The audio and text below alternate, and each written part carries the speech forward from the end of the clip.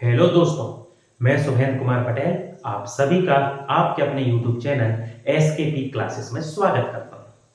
हमारी digestive system पाचन तंत्र की श्रृंखला चल रही है, उसमें अपन आगे बढ़ते हैं। यदि आप प्रीवियस वीडियो देखेंगे तो उसमें हम बात करे थे कि जो भोजन है, जो फूड है, वो डाइजेशन के लिए पहुंच गया है स्टमक में और वहां पर उसका डाइजेशन हुआ है। अब उसके आगे बढ़ेंगे। जो खाना स्टमक में था 5 से 6 घंटे, जब उसका डाइजेशन हुआ तो ये जो फूड है ये पहुंच गया हमारी स्मॉल इंटेस्टाइन। स्मॉल इंटेस्टाइन या इसे अपन कहते हैं छोटी आंत। ठीक, मुख में केवल कार्बोहाइड्रेट का पाचन हो रहा था, स्टमक या आमाशय में ज्यादा पाचन हो रहा था प्रोटीन का। लेकिन छोटी आंत वह हिस्सा है जहां कार्बोहाइड्रेट, प्रोटीन, फैट सबका पाचन होता है। जैसे ही भोजन छोटी आंत में पहुंचता है, यहां से जो निकलता है इसे कहते हैं इंटेस्टाइनल जूस। आंत से निकलता है इसीलिए इसे कहा जाता है आंत्रीय रस। इंटेस्टाइनल जूस जो है इसमें होते हैं एंजाइम, इसमें होते हैं एंजाइम। ठीक, एंजाइम के नाम बहुत सरल है, जैसा नाम वैसा काम, बहुत दिक्कत नहीं, बस आप समझते चलो, बहुत सिंपल है। ठीक, इसमें एंजाइम पाए जाते हैं। सबसे पहले एंजाइम का नाम है सुक्रेज। ठीक, सुक्रेज, सुक्रेज, सुक्रोज नहीं। ठीक, दूसरा जो है इसका नाम है लैक्टेज। लैक्टेज। थर्ड जो है ये कहलाता है माल्टेज। माल्टेज अपने लार में भी था, बहुत कम परसेंट में था लेकिन था माल्टेज। फिर चौथा कहलाता है लाइपेज। लाइपेज। और पांचवा जो है ये कहलाता है एरिप्सिन। एरिप्सिन। ये पांचों एंजाइम हैं जो किसमें होते हैं, इंटेस्टाइनल जूस में। और इंटेस्टाइनल जूस जो है ये निकलता है कहां से, स्मॉल इंटेस्टाइन से। पांचों जब नाम पढ़ रहे हैं बहुत सारे हैं, अब बस उसका स्क्रीनशॉट ले लें, फिर अपन क्या होगा इसमें बढ़ते हैं आगे।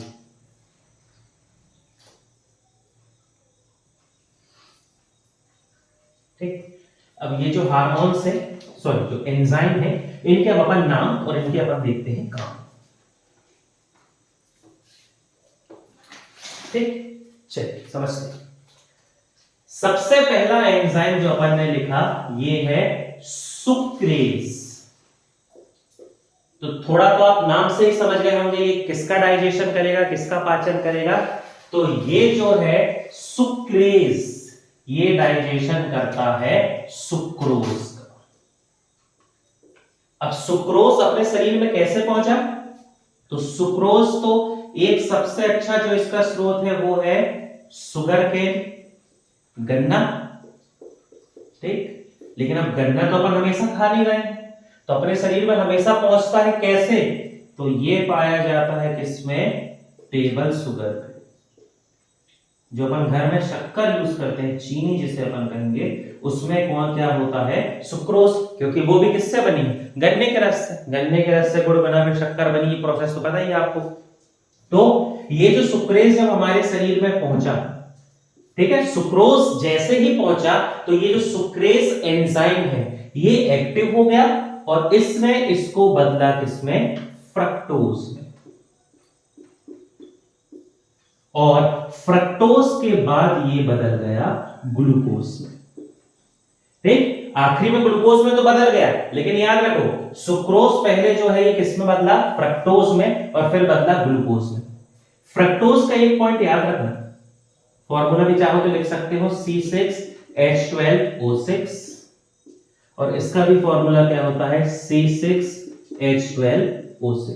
दोनों का फॉर्मूला एक ही होता है, दोनों मोनोसैकेराइड है। और सुक्रोज होता है, सुक्रोज का फॉर्मूला C12H22O11। ठीक, फॉर्मूला ना रहे याद कोई दिक्कत नहीं, बस समझ लो। अब क्या होता है, ग्लूकोज तो आप समझ गए, ग्लूकोज हमारी सेल में चला गया, रेस्पिरेशन कर रहे हैं, ग्लूकोज टूट रहा है, एनर्जी दे रहा है।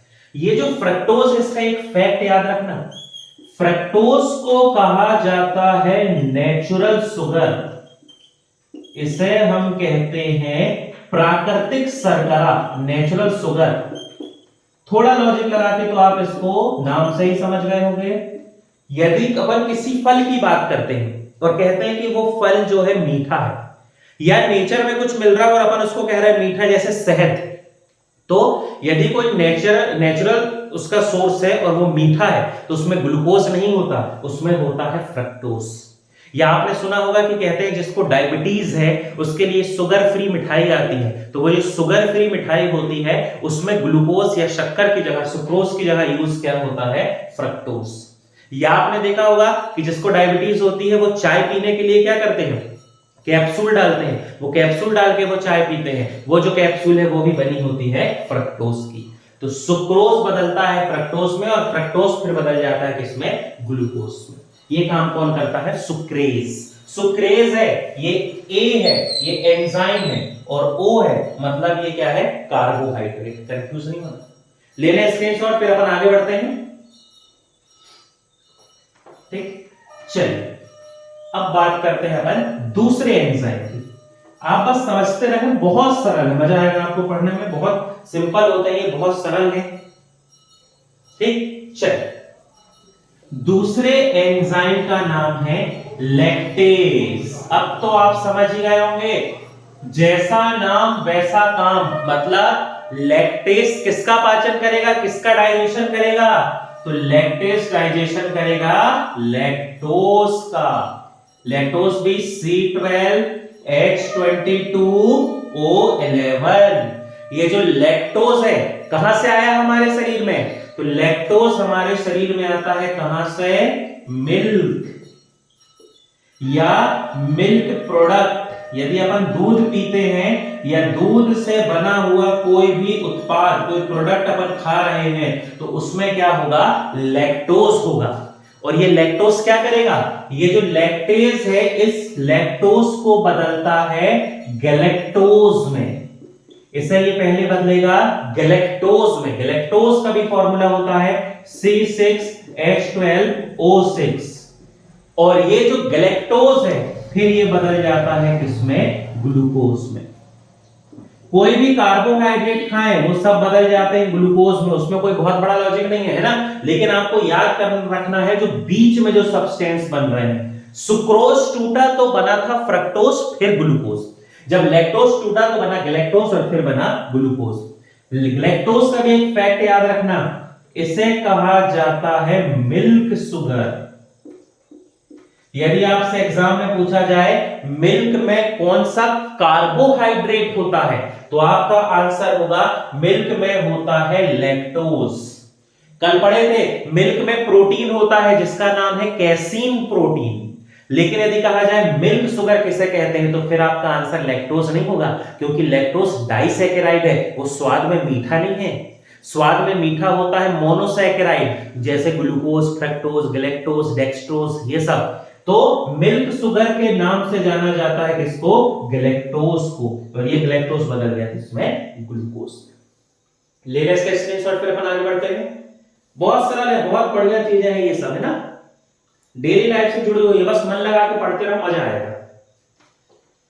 ठीक, तो पहला एंजाइम था सुक्रेज, दूसरा हो गया लैक्टेज। और यदि हम बात करते हैं तीसरे एंजाइम की, तो जो तीसरा एंजाइम है ये है माल्टेज। माल्टेज तो अपन पढ़ चुके हैं, सलाइवा में भी था, लेकिन फिर भी माल्टेज जो है ये डाइजेशन करेगा किसका, माल्टोज का।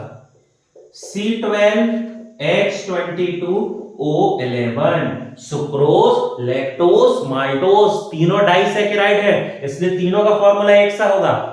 अब बात आती है कि माल्टोज कैसे पहुंचा हमारे शरीर में, तो जब अपन अंकुरित अनाज अंकुरित अनाज जिसको अपन स्प्राउट्स कहते हैं ना, जो जिम जाते हैं या जो थोड़ा डाइट पे ध्यान देते हैं वो समझ सकते हैं, स्प्राउट्स जिसे अपन कहते हैं। अंकुरित अनाज जो होते हैं, है ना, सीधे खड़े अनाज की यदि बात करें तो उसमें तो स्टार्च ज्यादा होगा तो वो उतना जमेगा नहीं, तो आप अंकुरित अनाज समझ लो। इसमें क्या होता है, माल्टोस। माल्टेस क्या करेगा, इस माल्टोस को बदल देता है ग्लूकोज में, C6H12O6। ठीक है, तो सीधे सीधे यहां पर कोई बीच में कुछ नहीं बना, माल्टेस में सीधे किसमें बदल दिया इसको, ग्लूकोज में। फिर ये ग्लूकोज जो है ये आगे चलता रहेगा, ये ग्लूकोज ही कहलाएगा। तो जैसा नाम वैसा काम, सुक्रेस पाचन करेगा सुक्रोज का, लैक्टेस करेगा लैक्टोज का, और माल्टेस करेगा माल्टोस का। ठीक, आगे बढ़ेंगे।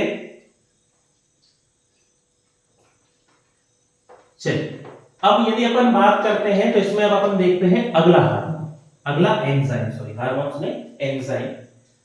अगला जो एंजाइम है इसका नाम है लाइपेज। इसको नाम से बिल्कुल भी नहीं घबराना, मैं एक आपको बता रहा हूं इसका लॉजिक, इसको याद कर लेना, ये जिंदगी भर आपके काम आएगा, कहीं पर भी आप लाइपेज शब्द सुनो। लाइपेज जो टर्म है ये बना है लिपिड से, लिपिड से लिया है लाइपेज। लिपिड मतलब क्या हुआ, यदि कंफ्यूजन हो तो इसे अपन कहते हैं फैट या वसा। अब लॉजिक लगा सकते हो आप, लाइपेज किसका डाइजेशन करेगा, किसका पाचन करेगा, तो ये पाचन करेगा फैट का। हमने खाने में किसी भी प्रकार से यदि फैट या वसा लिया है तो लाइपेज क्या करता है, इस फैट को बदल देता है फैटी एसिड में, और साथ ही साथ कुछ मात्रा में यहां पर बनता है ग्लूकोज। लेकिन मेजर जो कंपोनेंट बनेगा फैट के टूटने से वो होता है फैटी एसिड। यही फैटी एसिड होता है जो हमारी स्किन के नीचे स्टोर होता है। स्किन जब अपन पढ़ेंगे तो वहां पढ़ेंगे, इसी के स्टोर हो जाने पे, इसी को चर्बी कहते हैं, कोलेस्ट्रॉल, ये स्किन के नीचे स्टोर होता है, मोटापा बढ़ता है जो स्किन में, अपन डिटेल से पढ़ेंगे। तो फैट जो है डाइजेशन के बाद किस में बदल जाता है, फैटी एसिड में। और ये काम कौन करेगा, तो फैट को कहते हैं लिपिड, और लिपिड से LIP, LIP से याद रखना लाइपेज। तो लाइपेज कहीं पर भी हो वो हमेशा करेगा फैट या वसा का पाचन। स्क्रीनशॉट ले लें, आगे बढ़े फिर अपन। अब यदि अपन बात करें तो अपन पहुंचते हैं फिफ्थ एंजाइम में। अपन ने कहा ना छोटी आंत में कुल 5 एंजाइम है, तो अपन पहुंचते हैं फिफ्थ में। तो फिफ्थ जो है, पांचवा एंजाइम, ये है इरिप्सिन। ये थोड़ा सा जो है नाम इसका यहां पर आ गया अलग, अभी तक तो सब जैसा नाम वैसा काम चल रहा था बढ़िया, ये थोड़ा सा अलग है। इरिप्सिन क्या करता है, जो हमारे स्टमक में, स्टमक से जो पेप्टोन आया था उस पेप्टोन को ये बदल देता है एमिनो एसिड में। अब बहुत सारे लोगों के दिमाग में आएगा कि सर ये पेप्टोन कहां से आ गया, तो याद करो कहीं पढ़े थे कि जब प्रोटीन का डाइजेशन पेप्सिन करता है, और ये वाला काम कहां होता है, तो ये हमारे स्टमक में होता है, ये वाला काम अमाशय में होता है। तो अमाशय में पेप्सिन जो है प्रोटीन को बदल देता है पेप्टोन में, बस यहीं तक बदल के उसने छोड़ दिया था। अब ये पेप्टोन कहां पहुंच गया है, हमारी स्मॉल इंटेस्टाइन में, छोटी आंत में, और छोटी आंत में पहुंचकर ये जो पेप्टोन है ये बदल जाता है किसमें, एमिनो एसिड में। मतलब अपन कह सकते हैं कि हम भोजन के रूप में जो भी प्रोटीन ग्रहण करते हैं पाचन के बाद वो बदल जाता है एमिनो एसिड में। ठीक, तो अलग अलग पांचों जो थे ये एंजाइम थे, और पांचों एंजाइम के ये हो गए कार्य। बिल्कुल सरल है, घबराना नहीं है, जैसा नाम है वैसा ही काम। ले ले इसका स्क्रीनशॉट, अपन आगे बढ़ेंगे।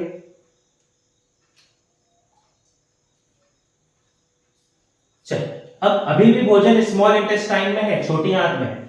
समझना, यहां पर एक और लॉजिक आपको समझने की जरूरत है। खाना अभी भी कहां पर है, हमारी स्मॉल इंटेस्टाइन में, समझना। जब खाना स्मॉल इंटेस्टाइन या छोटी आंत में होता है तो उसके डाइजेशन में, तो उसके पाचन में दो अंग मदद करते हैं। बहुत सरल है, बस समझ लो इसको। जब खाना कहां पर है, स्मॉल इंटेस्टाइन में, तो इसके डाइजेशन या पाचन में दो ऑर्गन, दो अंग जो है ये मदद करते हैं। पहला ऑर्गन है लीवर, यकृत। दूसरा जो ऑर्गन है ये होता है पैनक्रियास, या जिसे अपन कहते हैं अग्नाशय। डायग्राम में आप देखेंगे अपनी वीडियो जब अपन ने शुरुआत की थी डाइजेस्टिव सिस्टम की, तो स्टमक के नीचे सी शेप स्ट्रक्चर बनाया था, वो क्या होता है, पैनक्रियास। ठीक, जो लीवर है ये कैसे हेल्प करेगा, लीवर में बनता है बाइल जूस, जिसे अपन हिंदी में कहते हैं पित्त रस।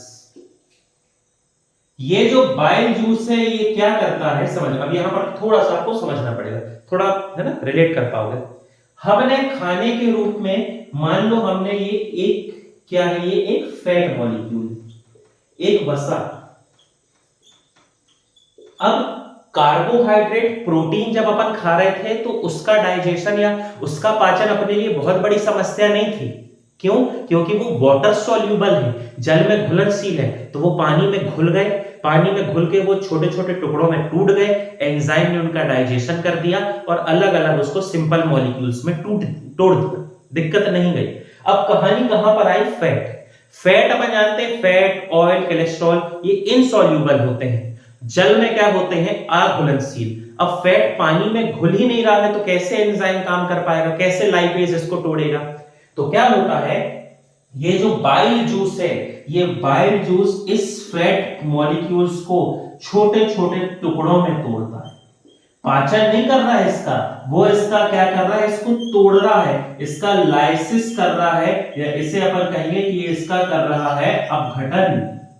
ये पाचन नहीं कर रहा है, ये बड़ा मॉलिक्यूल था, इसको इसने छोटे छोटे मॉलिक्यूल्स में बदल दिया, ताकि ये जो छोटे मॉलिक्यूल्स हैं अब ये क्या हो जाए, ये हो जाएंगे वाटर सॉल्यूबल, जल में घुलनशील।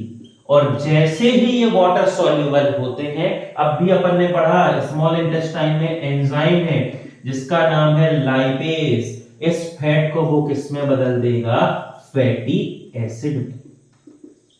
तो आपसे पूछेगा कि बाइल जूस पित्त रस का काम क्या है, उसमें एक ऑप्शन रहेगा वसा का पाचन करना, डाइजेशन ऑफ फैट, लेकिन वो गलत है। डाइजेशन कौन करेगा, डाइजेशन हमेशा एंजाइम करते हैं, और बाइल जूस एंजाइम नहीं है, बाइल जूस एक सॉल्ट है, समझ लो एक सॉल्ट निकला है जिसमें सोडियम है, पोटेशियम है, उसमें एंजाइम नहीं है। तो ये क्या करेगा, ये करता है लाइसिस, या जिसे अपन कहते हैं अपघटन।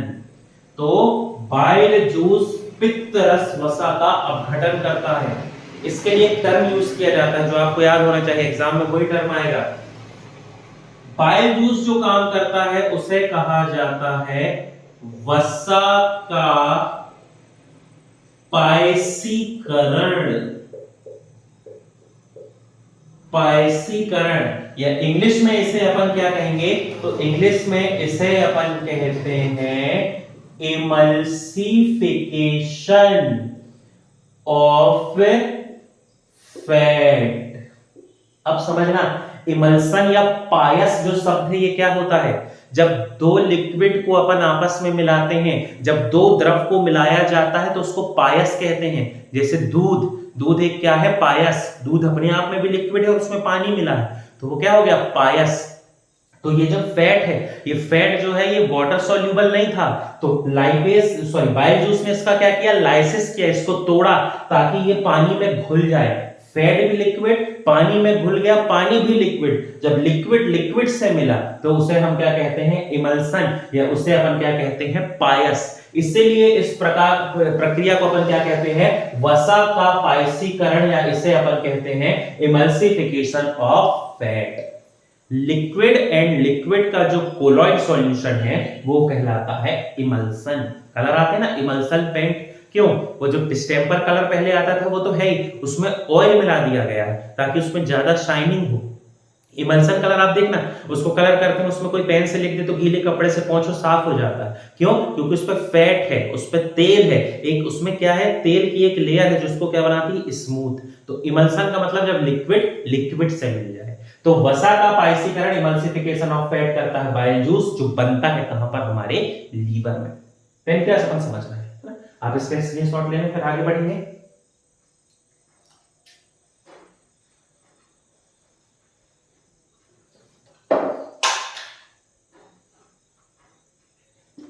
चलिए अब अपन यहां पर काम समझते हैं पेनक्रियास।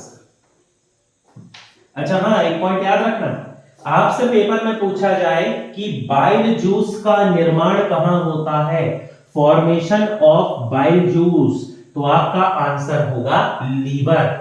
लेकिन यदि आपसे कहा जाए कि बाइल जूस स्टोर कहां होता है, ठीक है, बन तो गया लीवर में, लेकिन संचित कहां हो रहा है, स्टोर कहां हो रहा है, तो उस कंडीशन में आपका आंसर होगा पित्ताशय, या जिसे अपन इंग्लिश में क्या कहते हैं, इंग्लिश में कहते हैं गॉल ब्लैडर। देखो नाम ही है पित्ताशय, आशय मतलब रहने का स्थान, पित्त मतलब किसके लिए हो गया, पित्त रस के लिए। तो जहां पित्त रस संचित होता है, स्टोर होता है, वो होता है गॉल ब्लैडर, पित्ताशय। आपने एक सुना होगा कि आजकल गॉल ब्लैडर की पथरी होती है, स्टोन ऑफ गॉल ब्लैडर, तो उसमें क्या करते हैं, गॉल ब्लैडर को काट के अलग कर देते हैं, है ना? तो काट के अलग कर दिए तो दिक्कत क्यों नहीं हो रही, इसलिए दिक्कत नहीं होती क्योंकि उसमें बनता नहीं है, बनता किसमें है, लीवर में, ये तो सिर्फ स्टोर करता है। तो लीवर में बना, जो काम है वो कर देगा। हाँ वो बात की बात है कि जिसके गॉल ब्लैडर की पथरी का ऑपरेशन होता है उसको तेल मसाला खाने के लिए कम कहते हैं, लेकिन फिर भी काम चल जाएगा, क्योंकि ये क्या करता है, स्टोर करता है, संचित करता है, बनाता नहीं। याद रखना, बिल्कुल कंफ्यूज नहीं होना। चलो आगे बढ़ते हैं। अब अपन बात करते हैं पेनक्रियास, अग्नाशय की। ठीक, पेनक्रियास, अग्नाशय। जब हमारा भोजन कहां पर है, स्मॉल इंटेस्टाइन पर है, छोटी आंत में, तो पेनक्रियास से, अग्नाशय से निकलता है पेनक्रियाटिक जूस। अग्नाशय से क्या निकलता है, तो अग्नाशय से निकलता है अग्नाशय रस, पेनक्रियाटिक जूस, है ना? तो बहुत इसको याद करने की जरूरत नहीं, जो नाम है वही नाम का जूस हो गया। ये जो पेनक्रियाटिक जूस है, इसमें है 3 एंजाइम। ठीक, एंजाइम की संख्या मन में लेते चलो, सलाइवा में 2, स्टमक में 2, स्मॉल इंटेस्टाइन में 5, और यहां पर जो एंजाइम है ये होते हैं 3। कौन कौन से 3 समझेंगे? सबसे पहला जो एंजाइम है इसका नाम है लाइपेज, अब भी पढ़े हैं। दूसरा जो है इसका नाम है एमाइलेज, और जो तीसरा है इसका नाम है ट्रिप्सिन। तो मेरे को लगता नहीं है कि अब लाइपेज में आपको कोई दिक्कत जाएगी। लाइपेज किससे बना है, लिपिड, मतलब किसका डाइजेशन करेगा, सोचना ही नहीं है। लाइपेज क्या करता है, डाइजेशन ऑफ फैट। ये किसका पाचन करेगा, वसा का। बिल्कुल कंफ्यूजन नहीं, कोई दिक्कत नहीं, रट लो इसको। एमाइलेज, एमाइलेज डाइजेशन करता है कार्बोहाइड्रेट का, डाइजेशन ऑफ कार्बोहाइड्रेट। ठीक, फिर आगे अपन बढ़े तो ट्रिप्सिन, ये थोड़ा सा याद कर लेना। ट्रिप्सिन ये पाचन करता है प्रोटीन का, डाइजेशन ऑफ प्रोटीन। ठीक, 3 ही चीज का पाचन होता है, याद करो। सबसे पहले अपन बताए थे कार्बोहाइड्रेट, प्रोटीन, फैट, बाकी का तो एब्जॉर्प्शन होता है। तो पाचन हो रहा है तो लाइपेज करेगा फैट का, एमाइलेज करेगा कार्बोहाइड्रेट का, और ट्रिप्सिन करता है किसका, प्रोटीन का। इसका एक पॉइंट अपन को समझना, पहले आप इसका स्क्रीनशॉट ले लें। स्क्रीनशॉट लेके अपन आगे बढ़ते हैं।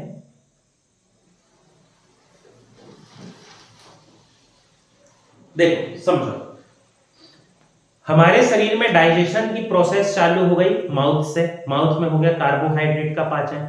लेकिन अब माउथ में अपन बहुत देर तो खाना नहीं रखेंगे ना, चबा के निगल लेंगे, उसको अंदर कर लेंगे। जबकि नियम क्या कहता है कि उसको कितना चबाना है अपन को, 32 बार। पर कभी कोई चबाता है 32 बार? आप करके देखना, 32 बार चबाओगे मुंह में कुछ बचेगा ही नहीं, है ना, क्योंकि अब अपनी आदत नहीं है। तो क्या होता, हमने भोजन को निगल लिया, कार्बोहाइड्रेट का पूरा पाचन तो हुआ नहीं। फिर स्टमक में क्या हुआ, प्रोटीन का पाचन हुआ, वो भी पूरा नहीं हुआ। फिर वो कहां पहुंच गए, हमारे स्मॉल इंटेस्टाइन में। स्मॉल इंटेस्टाइन ने सबका जितना जो पॉसिबल था डाइजेशन कर दिया। जब स्मॉल इंटेस्टाइन से भी एंजाइम निकल के डाइजेशन कर लिए, उसके बाद सबसे आखिरी में जो निकलता है वो होता है पैंक्रियाटिक जूस। और पैंक्रियाटिक जूस के ये तीनों एंजाइम, लाइपेज देखता है कि कोई फैट तो नहीं रह गया, उसका पाचन कर दे। एमाइलेज देखता है कि भाई कोई कार्बोहाइड्रेट तो नहीं बच गया है, इसका हम पाचन कर देंगे। और ट्रिप्सिन क्या देखता है कि कोई प्रोटीन तो नहीं बचा है जिसका हम पाचन कर सकें। ये निकलता है आखिरी में और पाचन को पूरा कर देता है। इसीलिए पैंक्रियाटिक जूस को कहा जाता है पूर्ण पाचक रस, या इसे अपन कहते हैं कंप्लीट डाइजेस्टिव जूस। क्यों? क्योंकि इसके निकलने के बाद अब डाइजेशन कुछ नहीं होगा। ये आया, इसने डाइजेशन खत्म हुआ, होना था होना, आगे पहुंच गया नहीं तो लार्ज इंटेस्टाइन में। तो इसीलिए इसे अपन क्या कहते हैं, कंप्लीट डाइजेस्टिव जूस, पूर्ण पाचक रस। ठीक, चलिए आगे बढ़ते हैं। यहां पर अपन एक शानदार से पॉइंट समझते हैं। ठीक, कुछ यहां पर अभी जो अपन ने पढ़ा इसके फैक्ट है, मैं एक दो आपको फैक्ट लिखा दूं, फिर अपन एक कंपैरिजन करते हैं समझने के लिए। ठीक, देखो अपन ने पढ़ा था कि जब भोजन में सलाइवा या लार मिल जाए तो उसको कहते हैं बोलस, है ना। और कल अपन ने पढ़ा था कि हमारे स्टमक में होता है गैस्ट्रिक जूस, जो गैस्ट्रिक ग्लैंड से निकलता है। जब ये गैस्ट्रिक जूस, जठर रस हमारे खाना से मिल जाए तो उस समय खाने को कहते हैं काइम। समझना, जब सलाइवा मिली तो बोलस, लेकिन जब हमारे खाने से जठर रस मिल गया तो इसको हम कहते हैं काइम। ठीक, फिर आज अपन ने क्या पढ़ा, बाइल जूस, पित्त रस, जिसका पीएच होता है 7.7। फिर अपन ने क्या देखा, इंटेस्टाइनल जूस, आंत्रीय रस, जिसमें 5 एंजाइम थे, इसका पीएच होता है 7.8। फिर अपन ने क्या पढ़ा, एक और जूस, पैनक्रियाटिक जूस, अग्नाशय रस, जिसका पीएच होता है 7.4। ठीक, देखो तीनों कैसे हैं, bile juice, intestinal juice, pancreatic juice 7 से ऊपर है। यदि किसी सब्सटेंस का, किसी पदार्थ का पीएच 7 से ऊपर है, 7 से 14 के बीच, तो वो क्या होता है, क्षारीय, एल्कलाइन, बेसिक क्षारीय। लेकिन अब बहुत ज्यादा भी नहीं है, पॉइंट में ही है।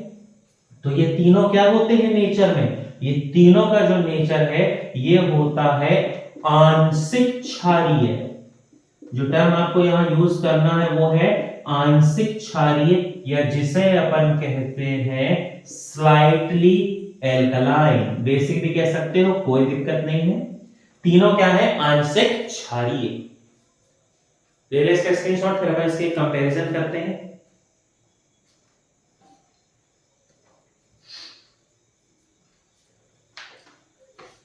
चल अब समझ, ठीक, यदि आपको याद हो तो आप मन में जहां जैसा पढ़ रहे हैं इसका आंसर देते रहना, बाकी मैं तो अब लिखा ही दूंगा इसको आपको। देखो कल हमने किसका किसका पीएच पढ़ा, हमारे मुख में है लार या सलाइवा, जिसका पीएच है 6.8। हमारे स्टमक में है गैस्ट्रिक जूस, जिसे अपन क्या कहते हैं, जठर रस।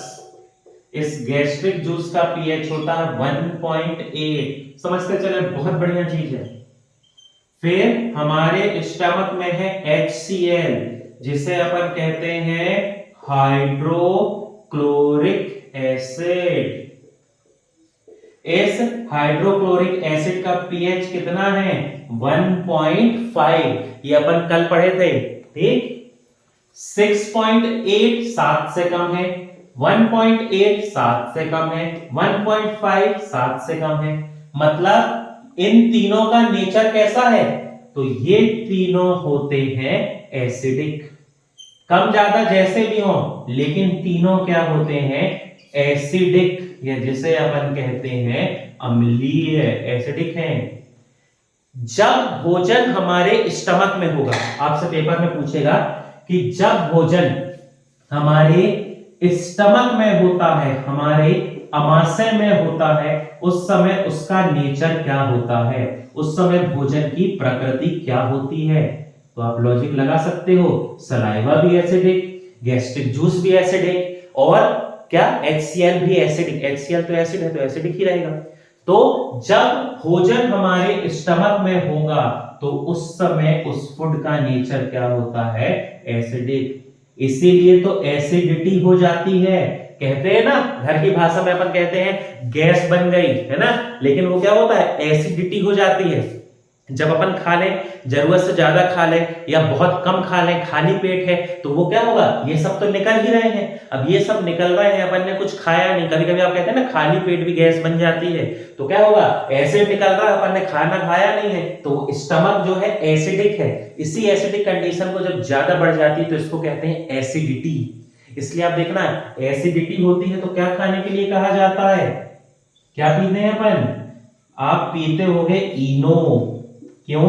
क्योंकि इनो में क्या है? सोडियम बाइकार्बोनेट, जिसे अपन क्या कहते हैं? बेकिंग सोडा, ठीक। इसीलिए इसमें क्या, आपको क्या पीने को कहा जाता है? इनो। या आप सुनते होंगे, आप कोल्ड ड्रिंक भी पीते हैं, कुछ लोग सोडा पीते हैं, ना, सॉफ्ट ड्रिंक जिसको अपन कहेंगे, तो वो भी इसीलिए क्योंकि सोडा में भी क्या रहेगा? NaHCO3।